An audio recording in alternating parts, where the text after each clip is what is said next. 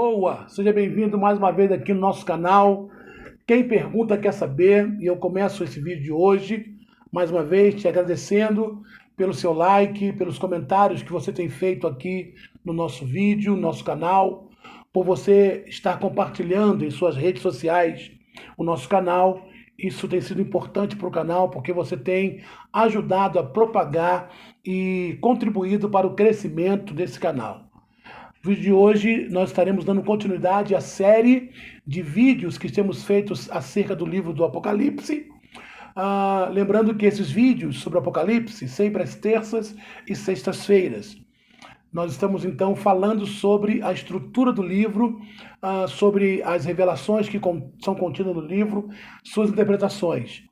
Se você ainda não viu os 2 primeiros vídeos, te aconselho a assistir, para que você possa ficar inteirado de tudo aquilo que temos falado. No vídeo de hoje, nós estaremos falando sobre o capítulo 2 e o capítulo 3 de Apocalipse, onde João escreve 7 cartas às 7 igrejas. Iremos falar sobre os personagens que aparecem ali e as interpretações que são dadas a todas essas informações que o capítulo 2 e o capítulo 3 de Apocalipse nos informam. Então, eu te aconselho, mais uma vez, a pegar o seu caderno, sua caneta, sua Bíblia, para que você possa fazer as anotações daquilo que iremos falar aqui nessa noite, tá bom? Vamos para o vídeo, então? Bem, no capítulo 1 de Apocalipse, logo no versículo 10, João se encontra na ilha de Patmos, e João diz, então, que ele vai ser arrebatado no Espírito, ele será levado até um certo lugar, e nesse lugar ele vai receber uma ordem, isso no versículo 10 do capítulo 1, uma ordem para escrever um livro, aonde esse livro vai conter 7 cartas, que ele vai estar endereçando a 7 igrejas que estavam ali na região da Ásia, região essa que hoje é ocupada pela Turquia Ocidental. João, então, recebe essa ordem para escrever as 7 cartas às 7 igrejas, que são a igreja de Éfeso, a igreja de Esmirna, a igreja de Sardes, Tiatira, Pérgamo, Laodiceia e Filadélfia. Essas são as igrejas que João vai estar endereçando as 7 cartas. No capítulo 1, você encontra João, o anjo dizendo para João que são 7 candeeiros, 7 estrelas, que o próprio capítulo 1 vai explicar que esses candeeiros são 7 igrejas, e essas 7 igrejas, 7 anjos, são 7 estrelas, são 7 anjos. Então você vai encontrar o próprio livro de Apocalipse trazendo essa explicação que nós falamos no vídeo anterior. E aí João começa a sua escrita. E é interessante que aí começam os enigmas. Primeiro, quem são esses 7 anjos que receberão as devidas cartas? Cada igreja contém um anjo. E aí você tem 2 explicações para quem seriam esses anjos. A primeira explicação são aqueles que defendem que esses anjos seriam literalmente seres espirituais, seriam anjos. E os que se baseiam, ou os que buscam, os que defendem essa interpretação, buscam referência em algumas passagens do Antigo Testamento, onde anjos foram designados por Deus para descer aqui na terra para auxiliar a um determinado povo ou comunidade. A objeção que essa interpretação encontra é que esses anjos que recebem essas cartas lá de Apocalipse, eles são exortados, eles são anjos que são exortados. Você vai encontrar Deus mandando um anjo voltar e se arrepender de onde caiu. Você vai ver anjos que toleram idolatria. Então, essa primeira interpretação de que seriam seres angelicais, ela encontra essa objeção. Por quê? Porque esses anjos que recebem essas cartas, eles são exortados a se manter fiel a Deus. E quando o Apocalipse foi escrito, os anjos, devido à chamada rebelião dos anjos, liderada por Lúcifer, já havia acontecido. Então, essa primeira interpretação, embora defendida por alguns, não tem muito embasamento bíblico. A segunda interpretação de quem seriam esses anjos são aqueles que defendem que esses anjos seriam homens, seriam pastores dessa igreja. E os que defendem essa ideia se apegam ao significado da palavra anjo. A palavra anjo, ângelos em grego e melek em hebraico, tem significado de mensageiro. Então, esses anjos seriam os mensageiros dessas igrejas.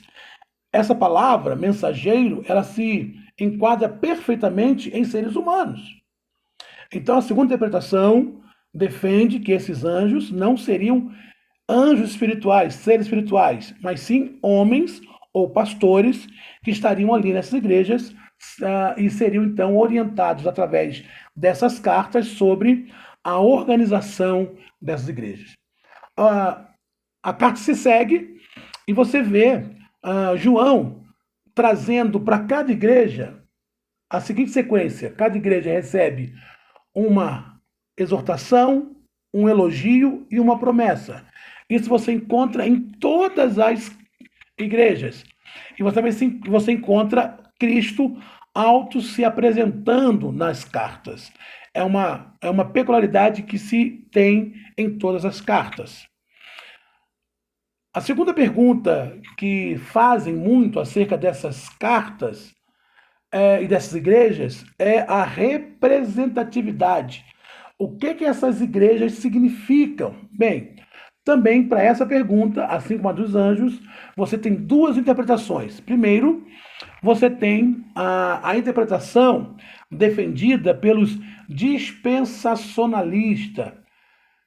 Inclusive, aqui no canal tem um vídeo nosso onde nós explicamos o que é dispensacionalismo. Não vou explicar aqui, porque não é o nosso assunto, mas se você tiver curiosidade de saber o que é o movimento ou a visão dispensacionalista, procure aqui no nosso canal, na descrição aqui, que você vai ser remetido lá para o vídeo onde nós falamos sobre o que é dispensacionalismo. Então, a primeira interpretação de quem seriam ou o que representam, o que significam essas igrejas, vem lá dos dispensacionalistas. Os dispensacionalistas, eles dizem que essas igrejas representam 7 diferentes períodos da história da igreja. Ou seja, cada igreja dessa, Éfeso, Esmirna, Sardes, Tiatira, Pérgamo, Laodiceia e Filadélfia, cada uma das igrejas, embora tenham existido literalmente, mas de forma simbólica, representam 7 períodos da igreja, que são eles. Aí eu vou pegar minha colinha aqui, para não errar, para que você possa ter informação certa. Então, qual seria esses 7 períodos da igreja? Vou pegar minha colinha. A igreja de Éfeso, segundo essa visão dispensacionalista, a igreja de Éfeso representa a igreja apostólica, que ela compreende o período do ano 30 até o ano 100 depois de Cristo. Seria ali a chamada igreja primitiva.